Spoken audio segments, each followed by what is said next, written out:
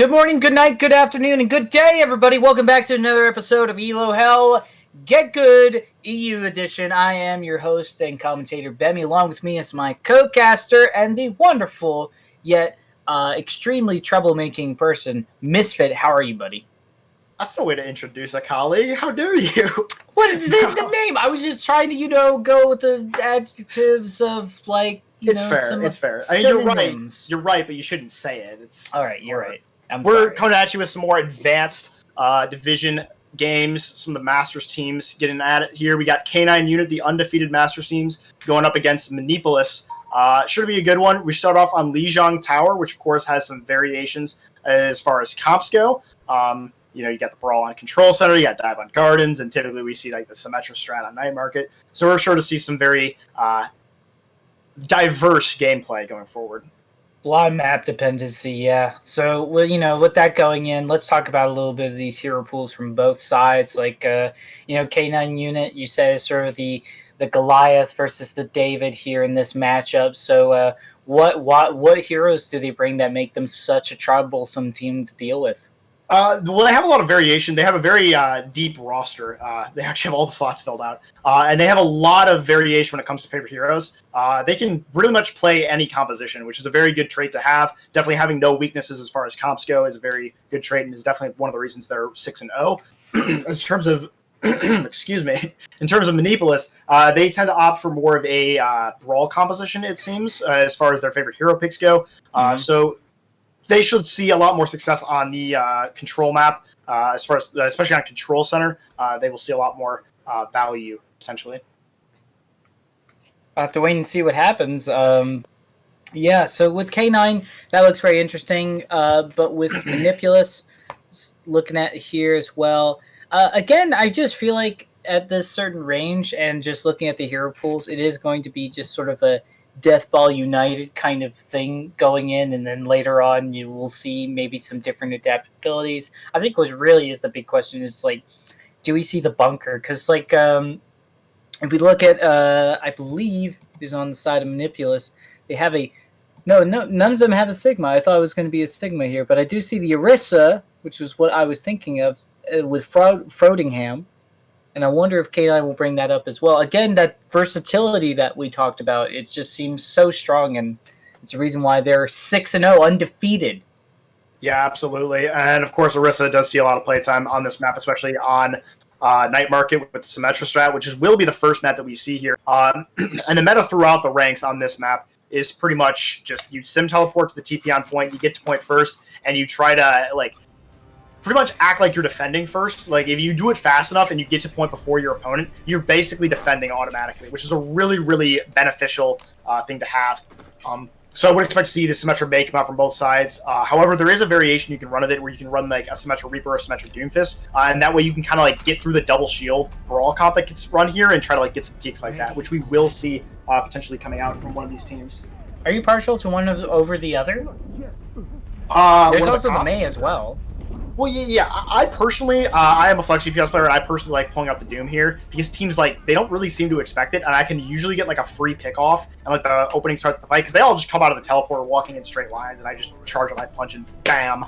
So I mean, I do like the Vegeta is showing it. Of course, we don't know yet if they will stick on it. It does look like they will. This could really spell trouble here for the blue side here as we get into this match though, because the Doomfist just completely counters this composition. Yeah, absolutely. And, we'll see, though. But I do see King Raptor on that May, which also could be a huge problem with the May wall blocking off everybody, and they will go down right away. And, as much as I respect your ideal of the Doomfist, if you get frozen solid, you can't really do much.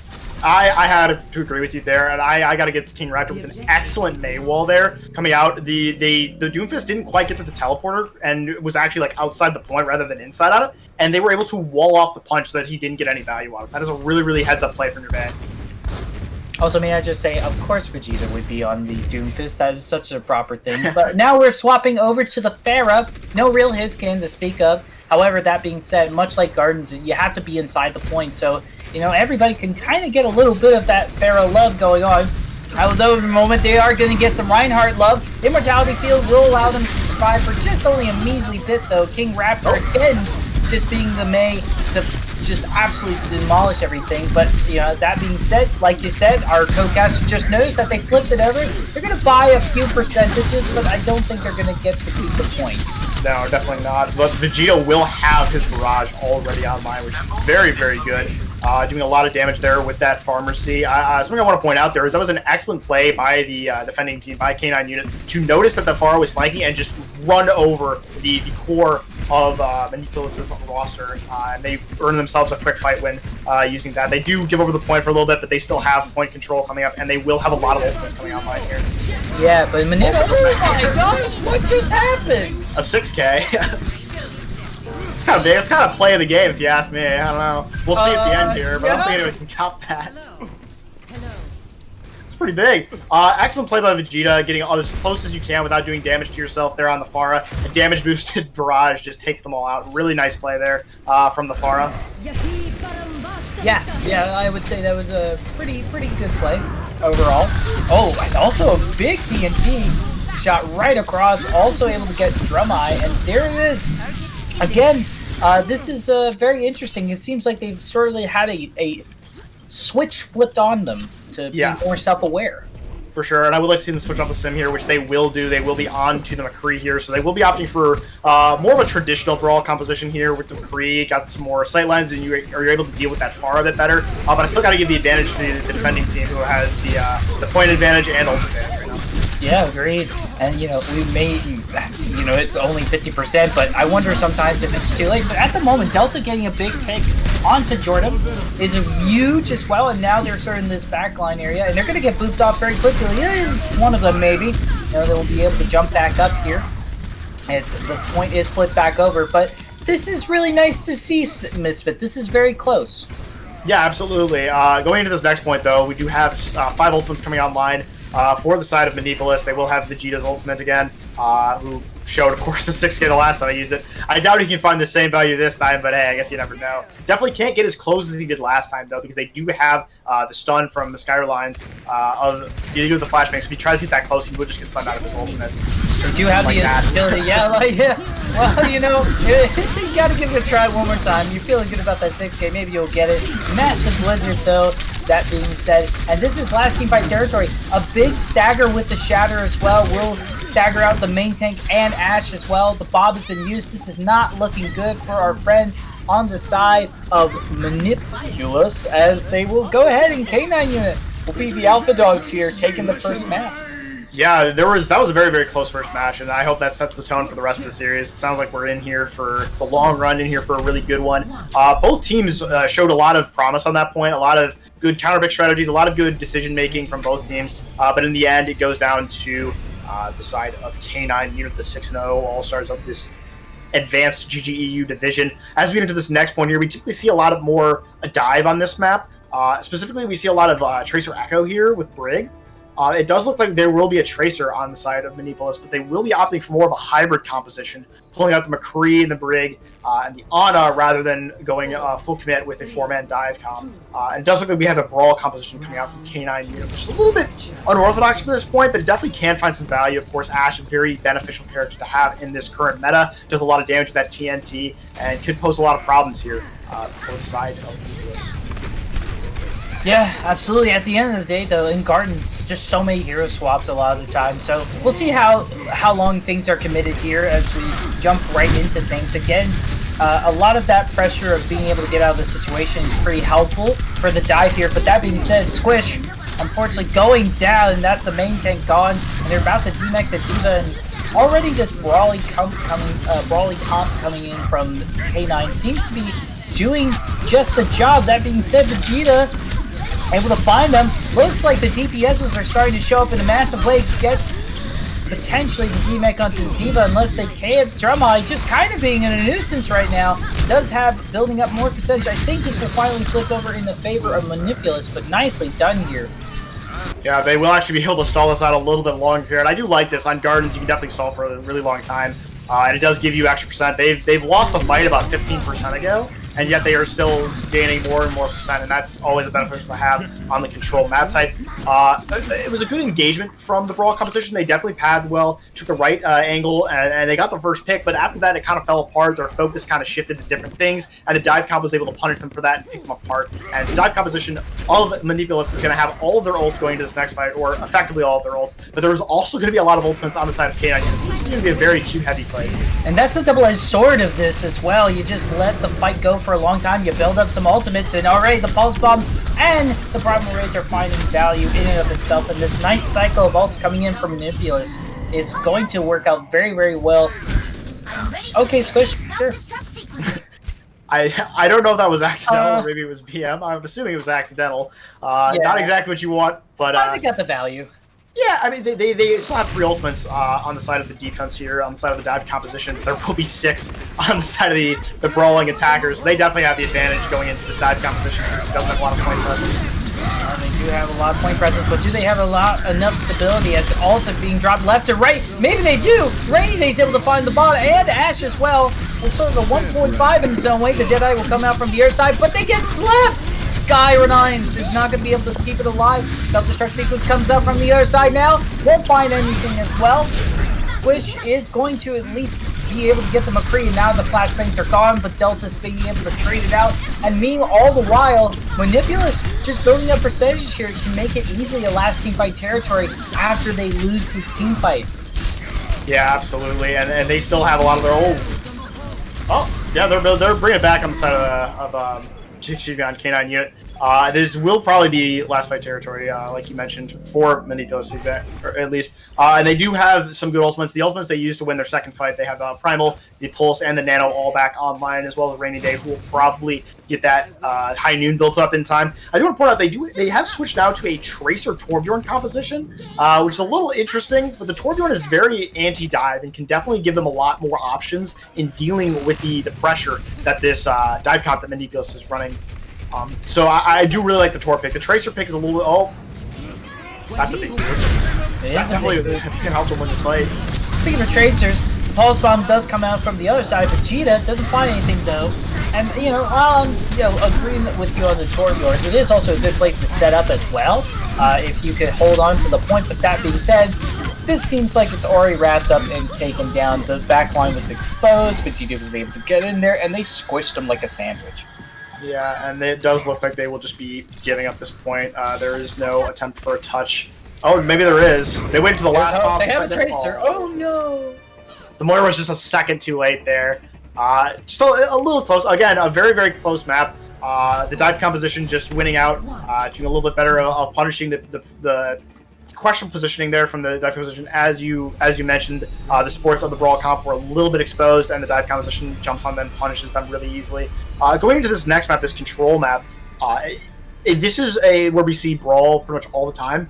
I don't think we've seen anything else here in like a long time. We've seen like some Ryan Sigmar like hybrid spam compositions as far as like Overwatch League, but typically teams opt for the tried and true, just something close range, likes to brawl, likes to get a lot of damage in on your opponents, and win fights quick, excuse me.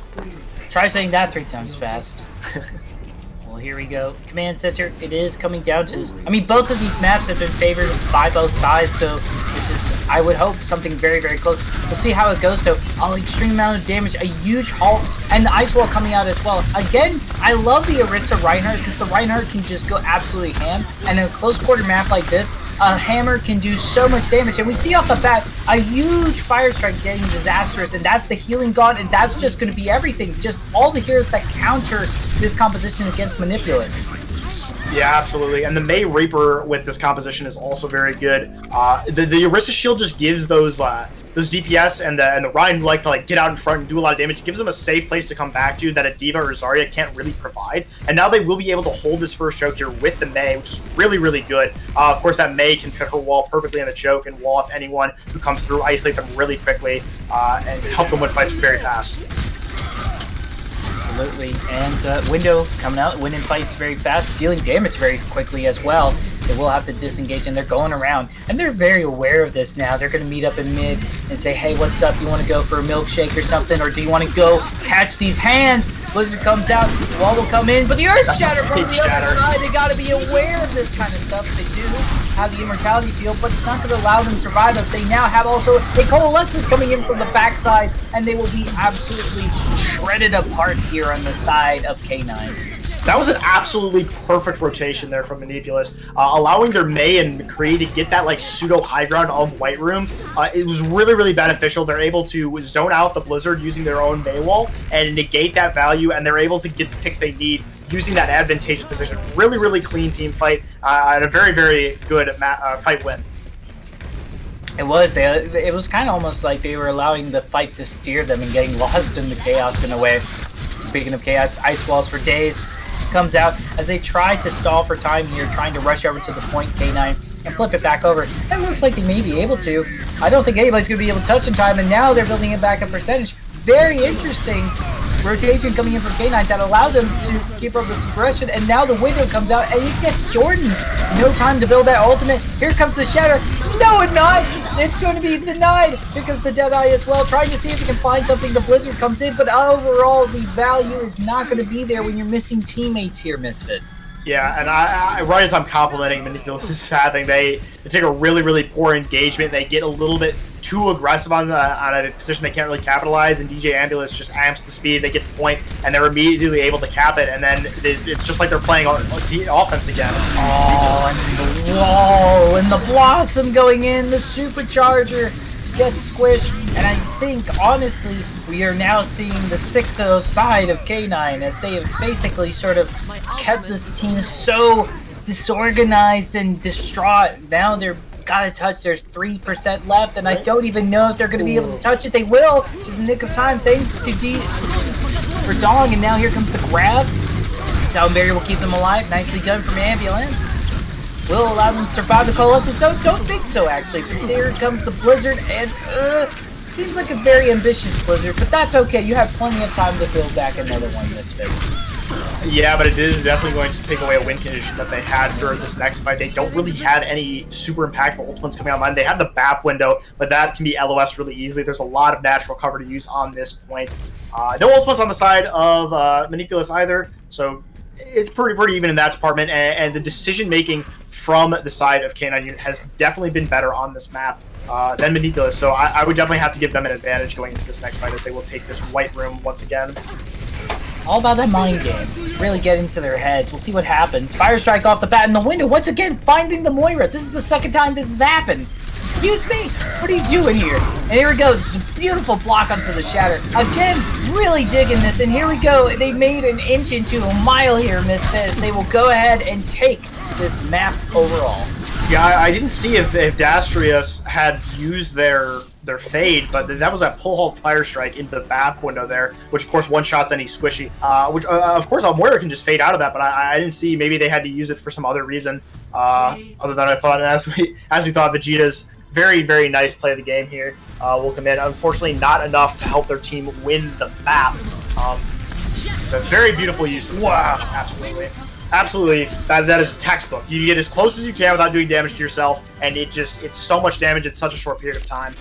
There's really nothing that the defense team can do. That's very true, but that also does tell me that Manipulus is very conscious of being able to be very coordinative as well, because you can't get away with that kind of stuff without having a good Orisa for that halt, and Squishy was there. We've seen the plays come in, and like, what do you think really, because it seems like, you know, K9 is able to catch them off guard, and what is it, that ingredient that allows them to do that?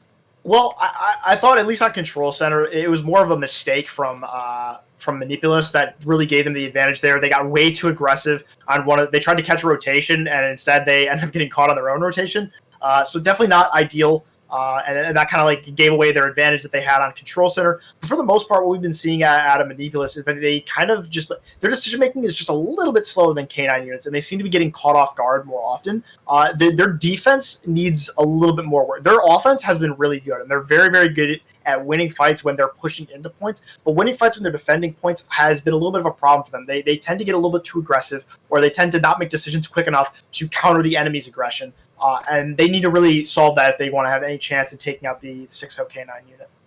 It's a very rare moment to see that kind of stuff in Overwatch, actually, where the defensive team setup has such a difficult time just being able to respond. Usually it's their idea of a good defense is a good offense, and there was some of that in that case as well. But moving on into the next map, it is going to be Junkertown. And speaking of map dependent, it's very area dependent in this map as well, Misfit. Absolutely. Of course, first point, we see a lot of double sniper compositions come out. The one thing that I'm curious to know is, will we be seeing the Hanzo Widow that we typically speak of when we think of double sniper, or will we be seeing the Hanzo Ash that we've seen in some earlier games today? Which is definitely a less risky composition, a lot more options that you have. Bob is definitely a way better ultimate than Infrasight. Not to knock my Widow mains out there, but Infrasight is a garbage ultimate. Doesn't really give you a lot of utility, or at least not as much as Bob does.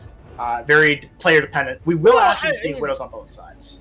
Yeah. Nice. Hey, the Venom Mine does give you a lot of information if somebody tries to flank around the back, if it's destroyed or something, and, there's mobility with a hook shot. Let's give some Widows a break here, man. Okay. I like Widow. I like playing Widow. I don't think Infrasight's a very good ultimate. Okay. Sorry. It's not as good as others, but it's not bad. Seeing through walls? You kidding me? What if I told you had the power to see through walls? You'd think that'd be nice, wouldn't it?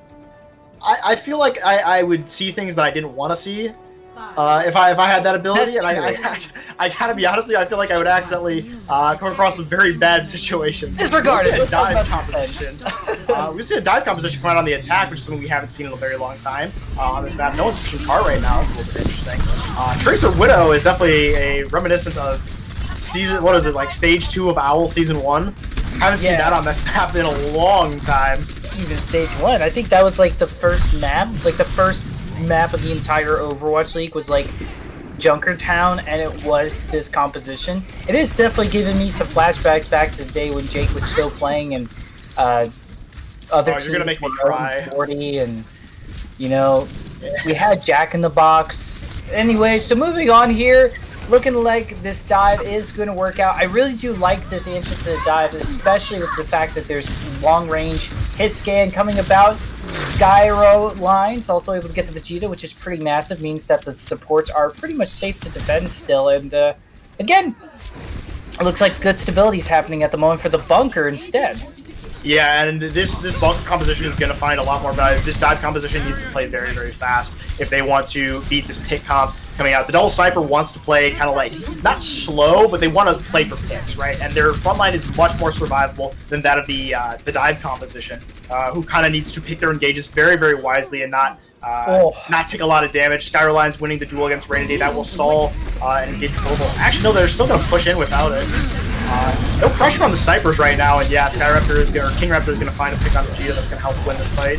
I think it's a different kind of pressure. Not so much pressure on them, but more pressure on protecting their supports, as there will be a silence watch going down, and already a double dive right onto Squishy. Squishy will just wipe them out, and there we go. I was worried that maybe there would be enough power to go up against this bunker, but I mean, when you target prioritize like that, I am all for it. Yeah, absolutely. And you brought up the type of pressure that they're bringing is the pressure to protect their sports, which is definitely, I'd have to agree with that. Is something that we can't talk about, is how you see your sports taking so much damage from this dive composition, and it puts pressure on you to hit the shots, and if you're not able to do it, things like that happen where you just lose the fight. And that is the risk in running this pick composition, is there isn't a lot of damage you can do to tanks. You kind of need to play for those picks on the squishies, and when the tanks are doing all the work, like Squish has been doing, it gets very hard for the Widow and the Hanzo to really deal with that. Yeah, Winston's such a thorn in your side with this compositioning. If you don't know how to deal with it or amplify enough damage, then it's just such a big troublesome comp. Here we go. Gravitic Flux is going to come out. Is he going to find a lot of value? I mean, the Dragon Strike is really a little late, I would say, with that, just going into it. But overall, there's K9 able to hold it once again, but then we've seen this sort of seesaw going on here, Misfit. Yeah, absolutely. That was a pretty good attack there. Unable to find what they really, really wanted there. They will have to waste the pulse bomb, thanks to the res of DJ Ambulance. But they will be going in with the bomb here. This could pose a lot of... Okay. Oh dear. That is pretty big. That is going to be absolutely everything gone. And unfortunately, they were set up in a way, they were so spread out that none of the shields could save them. Yeah, I was about to say that the Diva Bomb could pose a lot of problems for the defense here, and it poses exactly 3 problems. Able to pick up a nice 3K. Excellent bomb there from Jordan. That's probably going to secure this point for them. It doesn't look like they will be trying to recontest on the defense. They will switch to a McCree Torb, which is a much more consistent damage composition, and they will also switch their support line to a Moira Brig for sustainability against this dive comp. Well, the spawn is knocking at your door, so these are swaps that I am perfectly fine with. I just wonder if the CC is going to be helpful enough when you have Squishy being so aggressive now into the Nano Primal Rage, and they're kind of just doing their own thing, and the card hasn't really been gone around the bend at all yet, but there's this momentum and feeling going on for Manipulus that they're feeling themselves right now. Yeah, Squish has been absolutely stellar right now on this map. He is taking all the resources out of the enemy team. He is taking all the aggro. Very, very solid player to have in your main slot. Absolutely. Oh, the Pulse Bomb comes in, gets Delta. Squish went down earlier. I do think they definitely have to fall back and regroup here. It looks like finally K9 is seeing what is causing them so much trouble, and we actually see Squish swapping off as well. Yeah, it looks like they will be switching on to the spam composition. I would expect Rainy Day to switch and not play through that Infrasight because it's not really going to give them a lot of value. Like I said earlier, Infrasight, not the best ultimate. Maybe they will play through it just for the element. Of course, it is like a player potential ultimate. Like you said, being able to see through walls is good enough if it's you, right? The Widow can make plays with it. The rest of the team, not so much. Okay, well, just make me eat my own words, Rainy Day. That's fine. I don't care that much. He finds a pick on DJ Ambulance that will open up this fight very nicely for his team. Don't worry, Misfit. I've been there too. Don't worry, buddy.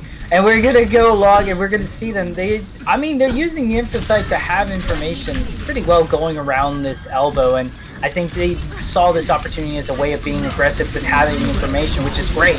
But here comes Coalescent, aggression being met here, and they do manage to get Jordan, which is pretty big.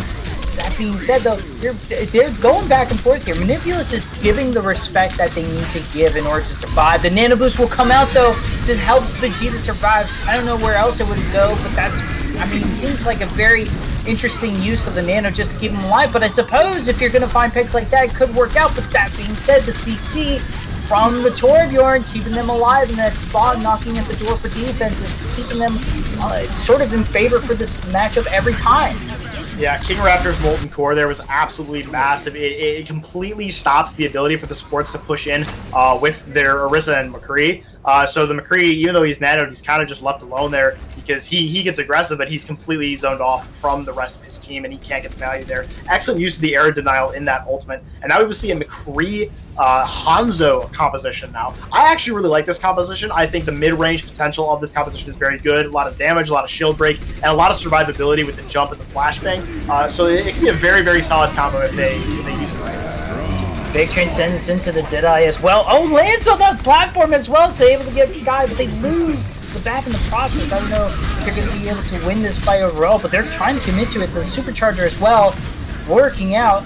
And it seems to be that they are just sort of falling back here. Again, I don't know. They have a minute left here on the side of Manipulus, and I don't know if they're going to be able to get to the finish line yet. They're getting picked up very slowly but surely and not getting much value by sticking around. K9 should have pushed that with the Coalition. They should have just ran them over. They didn't have the bats, so they didn't have enough healing to survive it.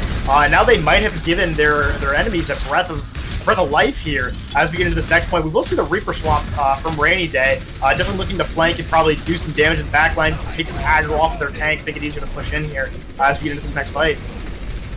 I wonder if you do need to be aggro, because they do have a nice little setup here where they're sort of making a base of operations, and they're getting picks one by one, and then I think, if they're not being pushed, then they don't have to push themselves. But here comes the Gravitic Flux. Speaking of pushes, they don't have many ults to name, though, Manipulus, so they need to make this go the distance. If they finish this will be within overtime guaranteed. There's only 15 seconds left on the clock. Another Coalescence coming out again, and that's also another thing. The ult is super powerful and very fast to charge up, so it's very easy to do. They have the rally that allow them sustainability. Somebody needs to touch card. Oh, they will be able to, but the CC coming in, you're not going to have enough healing from the trans to be able to survive this. And here we go. I think this is pretty much all they wrote for this push. Manipulus, really good job, but just sort of falling flat near the end there, Misfit. Yeah, absolutely. And something about this spam composition that is really, really hard to beat is the spam composition has a ton of really, really impactful ultimates on it. And especially the Moira Brig composition. The Coalescence and the Rally are both very good support ultimates. And as far as the tank line, you have Flux and Supercharger, which are two pretty much guaranteed fight wins if used correctly. And then the DPS kind of vary, but with the Torb and the McCree composition, you have the consistent damage output, and you have the great Torb ult that completely zones off the enemy. So once they get the momentum, once they get that advantage of having the ultimates, of having the advantageous positioning, it becomes very hard to break that composition, and they just can't get it done on the side of Manipulus. And they will have a very decent push. Definitely not something to scoff at, but they will not be able to push it all the way, which is, of course, the ideal situation here. Yeah, it's a very, you either win this or lose this situation, and I have a very strong feeling if K9 does manage to be the aggressive team that we know them to be, just given the impressions from map 1, this could very easily be the 3-0, but, I'm getting ahead of myself here. Let's look at this defense. Are we vibing with this here? Personally, I think this is a very, if you think you can make the play on the Widow, if you're ready to and you think you can get it done, this is a fine pick, but it's very risky. The Ashe is way more consistent. We typically see this composition run in the Overwatch League with an Ashe, with a Tracer to harass the backline and split the focus of the spam comp. But with the Widow here, it's much more... it's much more risky because it's either all or nothing. You either get the picks or you don't. There is no damage ability like Dynamite to really to help out your team. It's all player dependent. It is, and also player comfort as well. I suppose if they feel like they can do better on the Widow than they can on the Ashe, then fair enough. But that being said, can't be bothered by the backlines. Vegeta getting away with murder here. Yeah, they will turn it over there with the res.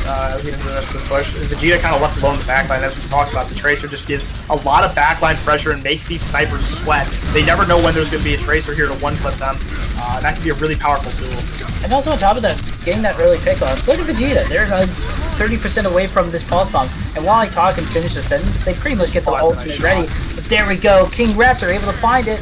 Beautifully done here. And now, here we go, pushing on the aggression here, throwing a rock at people's faces. They are moving around. They have the window ready. Can they find the value to get the lamp down? And they will be able to wipe them out one by one. And this is the first point already taken quite convincingly by K9. Yeah, Silence Watch with that perfect window there, able to punish the enemy's aggression, absolutely pop it off on this Baptiste character. I like Baptiste a lot. I really think he has playmaking potential, maybe not to the extent that characters like Ana do, but I think you really can do a lot of things to help your team, and it can really be a hard carry pick if you play it right. Silence Watch putting out a clinic of how to use those abilities. I agree with you, and I think BAP is also game-changing as well. I mean, an AoE field that allows you to keep your friends invincible is pretty big. Oh, Vegeta, again, good to be able to get away with this, but as we've seen, K9's not really swayed by this as much, and they sort of come back a knock, and they just need to be a little more self-aware. But we'll see if they can get another shot on King Raptor. Vegeta, again, this DPSs are left alone. They're sort of spread all over the place. Maybe Manipulus has finally found their calling. Yeah, I find it weird that they're running this Ana Zen on the side of Manipulus. It's a very weird composition to run with dive. It can work, but the Brig definitely gets more value than the Zen does, especially against what the enemy team is running. Squish will fall early, and that probably will be a fight win here for the enemy team. And also, Silence now on that Brigitte as well. Very smart, gets Vegeta and stuns, and already we see them pushing along through this Dragon Strike, allowing them to have this opening. And there's not a lot of ultimates in favor for Manipulus to really hold on to this. They gotta just use sheer force to win this out. Discord Orbs need to be the big thing here. They managed to get Sky, but that might be about it. We see Nano Boost on the Winston, but Squish is almost already down. They have to drop the Primal Rage, even though the Nano Boost has already been done. And then, I don't know if they're going to be able to find enough value here. Vegeta does manage to find Silence, but again, you're kind of just sort of, they're backing up together. K9 is sticking together as a team, and this is big. And now they're also staggering the D.Va. Misfit, things are just sort of going awry here for our friends on Manipulus. Yeah, something about dive composition and spam composition are basically polar opposites. Spam composition throws damage at one area, and they don't really have like an execution that they do, right? There's no like thing that they just all go on, right? They just throw damage in an area and something dies. That's kind of how you play it, right? And they have all these really impactful ultimates. You have the Dragon, the Supercharger, the Flux, the Rally. Whereas this dive composition doesn't really have that, especially the Widow Tracer variation. They will pull out the Genji here, potentially for Nano Blade, which of course is one of the best ult combos in the game. But still, the comp wants to execute off of Discord that dives more than like my god! Oh, that looks very close. Oh, but King Raptor able to get a pick before they go down, and then it's Jordan before they can even remake. That both tanks gone. And I mean, Hanzo's very quick. They can come back here anytime as long as Vegeta doesn't bother them. Absolutely. And Vegeta will have 8% to that Nano Blade. We'll definitely be poking out, try to get it, or rather just the Dragon Blade, not the Nano Blade. But we're getting very close to the end here, so it doesn't look like they will be able to have the Nano for Vegeta's Blade, which is going to be very disadvantageous for them. It could be, but sometimes a good blade is all you need, and you don't need all the extra things that make it super powerful. And here we go. Like I said, Vegeta knows where to go, and they get 3 off the bat, maybe even a 4th, but that is going to be it before they go down. They don't have to cover too much ground left. Oh, it's actually a 2v2. There's been enough trades, but that being said, Manipulus does have spawn advantage, and the goal box is still right by spawn, so they will be able to win this out overall. Yeah, and now we see this very much more interesting composition. They look like they are going to completely play around the Genji now. I would expect to see Dongalicious pocket Vegeta here, or potentially now Rainy Day switch over to the Ash, so it's possible they're going to go for more of a hybrid here, rather than rely on the Zen ultimate that they had before. Double hit scan shown from the spam composition of K9 unit. We'll see if that gets any use, but as I say that, of course, they have to switch to make me look stupid. It's fine, guys, I already know. And we'll get into this next fight here with a clear ultimate advantage on the side of K9 unit. We'll see if they can get the picks that they need to. They have such a big time bank. They're going to commit to it, though. They want this fight to be the one. They get the D-Mech onto the D.Va, which is pretty big. Coalescence focus on to Vegeta, and they will go down finally, and the Supercharger coming in from the rest of the gang. This is already looking pretty massive. Yeah, just 1 by 1. I think this is going to be the match point that we were expecting maybe for K9, and that is it. The match point already off the bat within the first 30 minutes. Yeah, and that's a really, really good push there from K9 unit. Something I have to say about Manipulus right now is that Squish is incredible right now. I'm loving what I'm seeing from him, but it kind of feels like he's not on the same page as his team. He's doing things, and he's doing things really well, but I sometimes get the feeling that his team isn't ready for the things he's doing. His D.Va isn't always with him when they go in, and I don't know if that's like a comm issue or if that's like Jordan is missing something. I can't really guess because I'm not in their comms, right? Right.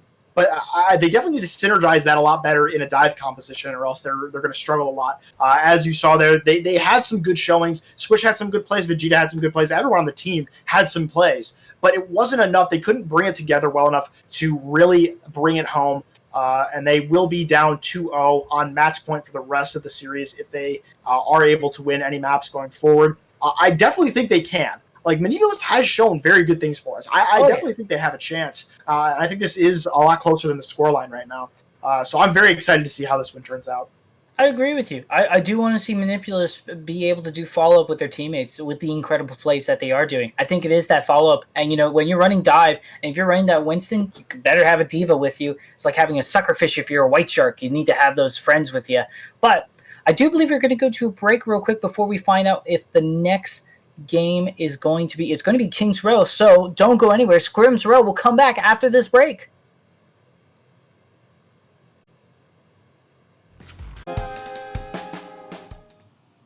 Get you baited, it's Blizzard World. It's going to come at you live with this exciting map that everybody loves. It's everybody's favorite, and Beatdown Boulevard can't say anything. I'm sorry, that's a joke. With that being said, we love you, Moira. Misfit, talk to me. It's match point, backs against the walls for our friends at Manipulus. K9 has been able to catch them at every opportune moment. What do they got to do? Well, I'm a little bit interested by this pick. This is not what they listed as their favorite hybrid map. They actually listed Kings Row as their pick, so they must have some sort of strategy, or they must be planning something. It's possible that they seem to know what K9 unit must be running here, or they are playing based off of a certain strategy that they think will be better suited against K9 unit. But what I would expect to see here, due to these long sight lines throughout the map, is spam comps from both teams with some variation in the DPS lines, depending on what they want to run. We can see Torbjorn, we can see Ashe. I'm surprised we haven't seen any Echo at all today. Like, that's confusing to me. I thought everyone was like, she's so broken. But I guess not. Liars. Well, there hasn't been a lot of, I would say, heroes to dupe. I think we're starting to see people understand what heroes are good for copying. Like, a lot of the times I just see an Echo only for the Reinhardt because an extra shatter just goes a long way. But that being said, there's also that synergy in hero comfort. It's like the same thing as like, why didn't we see Ashe instead of instead of the Widow? So it's just like, if we're going to see Pharah, we're probably not going to see the Echo. These may be just people that have just came from the year 2017 and were like, Overwatch is still around. Let's enter a tournament. Just kind of like that kind of mentality. Some washed gamers. Yeah, well, I wasn't going to call them washed. I was just going to say, tried and true. I'm going to stick to what I've been familiar with for years now, because you can say that now. Overwatch has been around for years, and by golly. Okay, but here comes the Torbash, like you were talking about. It's good CC. Yeah, I gotta say, I'm surprised about they will switch the Ashe to McCree. I am surprised about the Moira pick instead of the BAP. Like, the Brig pick is good. It's really good. It's extra armor. The Rally is probably the best support ult in the game right now. But the Moira versus the BAP is kind of not as good. It doesn't synergize with the spam comp as much because the BAP can output more damage and has the window, which can help his team output more damage. So definitely a better use there. They will be running a Sombra Widow dive. Maybe they're spy checking first. Oh, yeah, it's possible they are scouting with the Sombra, and it does look like Vegeta is going to be switching. But presumably onto Tracer. Oh, they will be doing a full comp swap. Eyelid. Okay. Let's see. I'm just looking at what they're swapping to. Yeah. They is, I think, committing. Maybe they forgot to put the translocator. No, they got a Torb. Yeah. They forgot. They were a little bit late. Probably a late Torb. All right, so it's pretty mirror for mirror, but can it work on attack? I'm sure the TNT could work, but otherwise... The Torb, absolutely. The Torb 100% works, and the turret has become very, very flexible. You just have to know how to execute around it. Basically, what you want to be doing with this turret is put it in a place where the defense has to, commit resources to destroying it. Pretty much not where you just put it, because they can just spam that down before it gets any value. You kind of want to put it in a place where they have to go out of their way to do something about it, but it still can see them or force them to play it. Oh, Squibs takes so much damage through that hull. And again, this is my biggest concern is with a comp like this requires a lot of coordination. And again, like we saw with the dive, which is a very straightforward coordinated type of tactic, it just seems so individualistic that it really didn't work out for them. And at the moment, we're seeing it again. They're kind of pushing through, doing a lot of damage, but there haven't been a lot of picks except for the side of K9. K9 able to get Dastrus, and that's already just going to be the domino falling over. They leave the ass behind. Vegeta is gone and back to Namek or wherever they're from. Yeah, and that will be a fight win for the side of K9 unit, and now we are down to 2 minutes. The scouting took a little bit too long, and that fight lasted very long. And now the attackers of Manipulus are in a really bad spot here. They will have some ultimates coming online. Most importantly, they have the Transcendence to counter Drumite's Flux, but it's still a bad situation to be in with only 2 minutes remaining, and it's only your second attack. Well, Blizzard World is very infamous for just basically you are not allowed to get this point until you go into overtime. So, with 1 minute and 50, I am expecting a lot of dry pushing, but that being said, we're pressing Q right now. Coalescence will come out from the other side. They managed to at least get Dastrus, which is pretty big, but now here comes the CC coming in from Manipulus. This is what they wanted. They have a huge TNT. The Bob, taking down people, being lifted into the air. The Deadeye doesn't find any value. Sky gets hit with a rock and tries to duel with the rock. Doesn't work out. Spoiler alerts. And now, here we go. This is what we wanted from Manipulus, but it's a very expensive push.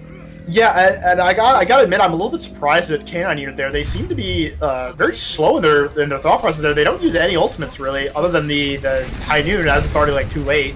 But, like, I'm not used to seeing them, like, waste an opportunity like that. Like, they should have ulted first. They're the defense. They should be, like, ready for the attack and ready to ult and ready to, like, know what they were doing. It seems they got a little bit too lazy there, and capitalization from Manipulus is able to win them that fight.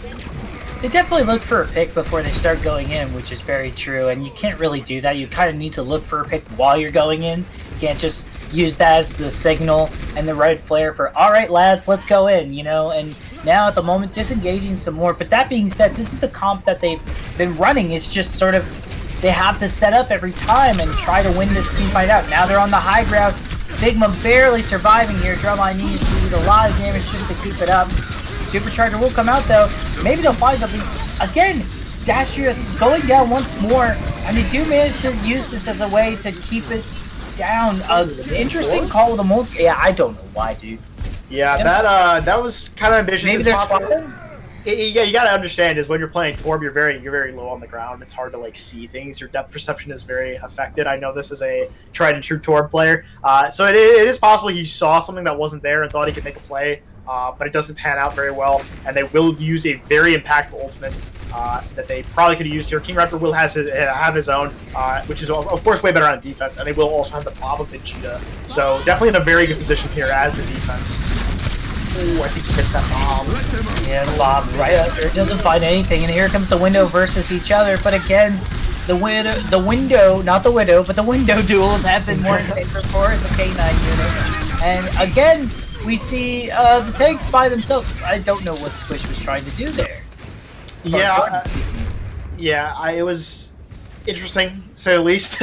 But this defense is going to be very hard to break. This high ground position is very advantageous. The only way you can like really get them off this high ground is going through a very tight choke to try to like get them off there. But like, of course, Spam wants to throw a bunch of its damage in one area. So, like, you going into that tight choke just plays right into their hands. It's very, very good spot for the defense, and they are going to see a lot of use with this competition. They are. Well, here we go. They are moving up, and this is what we wanted to see from K9, which is what Manipulus is doing, which is pushing up, being aggressive. I mean, obviously, their attack, they have to do this, but with this composition, it's going to work out very well. No trans in sight, meaning that they're going to go down. 3 of them. Jordan, beautifully done. And here we go. This might actually be the last fight for this area. Yeah, they definitely have taken point with that Flux. Really good job by Jordan there, and they still have ultimates to spare on this one. Something about Spam Comp is you charge those ultimates really quickly. Not Goat Sarah quickly, but still very quickly because it's a lot of damage into a lot of people. The Flux will be negated here by the... Oh, I stand corrected. Not quite negated. They will have a high immune that will able to open up the fight for them. And that will stabilize the defense here moving forward, which is very, very beneficial. It is, and what's beneficial for them, as well as 1 minute and 50 seconds at the moment, will mean that they are on pressure the entire time, and most likely, if they do get this to the finish line, they will also be in overtime, meaning no time to time bank again. Feeling a little deja vu here. They've managed to push it ever so slightly, but maybe not get across the finish line quite yet. But they do have quite a few ultimates though, Misfit. Yeah, unfortunately they used both of their damage boosting ultimates, which typically help you charge your other ultimates in the same fight, so they will have a tougher time building their ultimates than the enemy teams, as every Q in the game pretty much gets thrown out here. Q Overwatch.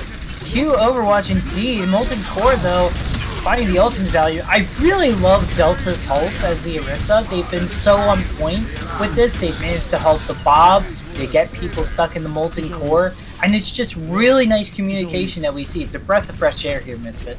Yeah, absolutely. I've been talking about Squish and what he's been able to do on the more playmaker tanks. But Delta has been very consistent on this Orisa, which isn't really something you can carry with as a main tank, which is why I assume most main tanks hate it. But definitely getting the value that you need to be getting. The halts are good, the shields are good, a very good cooldown rotation, and has a very consistent player for K9.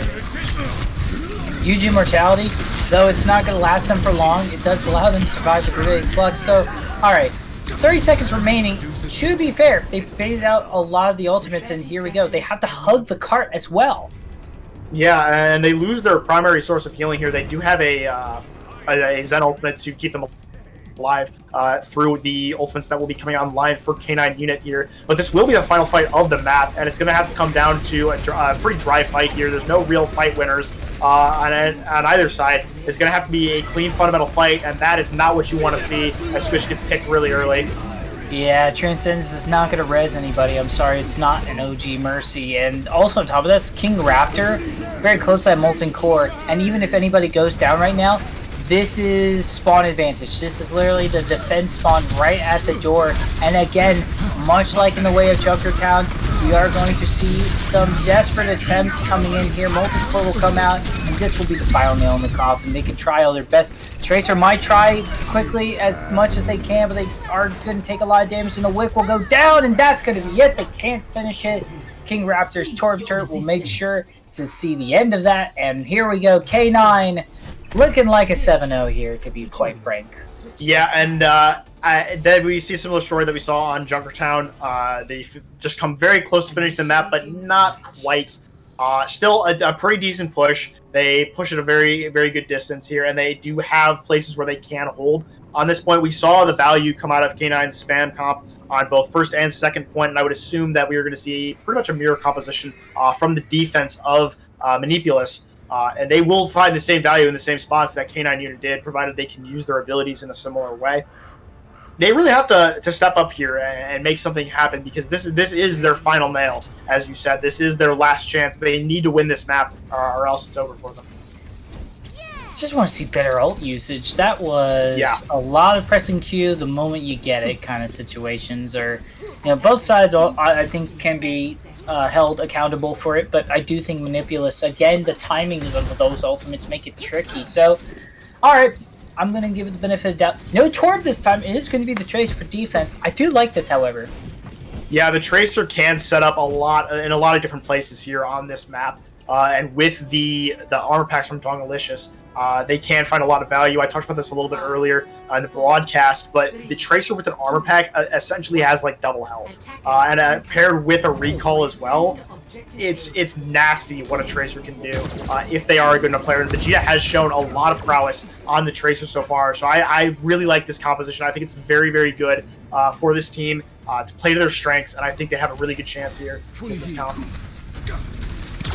Do have a good chance indeed, and with Vegeta being able to bother the backline a lot, it could be great. That being said, though, Silence once in a while has been able to pull out the DPS Zen, so we'll see if that works out. Looking like they are just going to slowly push over, get as much cover as they can. Also, halt a bunch of people, and it looks like they're going to prioritize winning the team fight before taking the point, which I like this a lot of the time. And Squish, all by themselves, they're gone! Oh no! This is a very back and forth, but it looks very good for our friends over at K9. They're trying their best, and the Echo, you finally have seen it, and it is looking very good. The right click, but Vegeta able to stay alive just enough, and the DPS will save the day. Yeah, that was a really nice play from Delta there, able to pull the enemy team off the high ground and really make something happen there. It kind of just fell apart in the end. The DPS able to find the picks they need to. Really nice plays from Rainy Day and Vegeta, respectively. And now going to this next point, Delta will have reset his ult charge because he tried to switch onto the ball to try to get to point faster, and now they have none of that supercharger ultimate charge. So that's really impactful for this next fight. Impactful, but maybe not the worst thing. The target prioritization has been really spot on. That allows them to, sort of win out the fight overall. Squish going down, Ambulance going down is not great, but again, Echo could not live anymore, and that would be fine. Unfortunately, this is interesting. This is a different side of K9 I was not expecting. Now we're seeing the commitment of Alton. This is what I was talking about. I believe this level of self-confidence may not be warranted into winning fights that you want. This Bob is going to be a troublesome, and Drum will go down because of too low of health and he'll kill himself. Yeah, that's not too bad though. They are able to reset. I mean, it's not that much ult charge, but they don't give that ult charge to the enemy team. Very nice use of ultimates there from the defense, able to win that fight, even at a disadvantage due to their use of ultimates. now we get into this next fight. They will have both tank ultimates coming online for the defense as well as the BAP window, which is going to be really good on this high ground. They will be able to poke down any dive composition that tries to like start their engagement. And this is looking like a pretty clean fight win just based on ultimates here. If we're looking, if we're looking at that perspective. I mean, we could. We'll see if they're able to charge up quickly enough, though, as or even get the value. It is again. Finding the value of the ultimates, let alone having them. This interesting swap into the dive with only a minute left is a little bit of a head scratcher. I do understand shaking things up may help a lot, but like you said, that ultimates they had, it's such a huge disadvantage when you have less ultimates, obviously. But we'll see what happens. The Echo's able to get the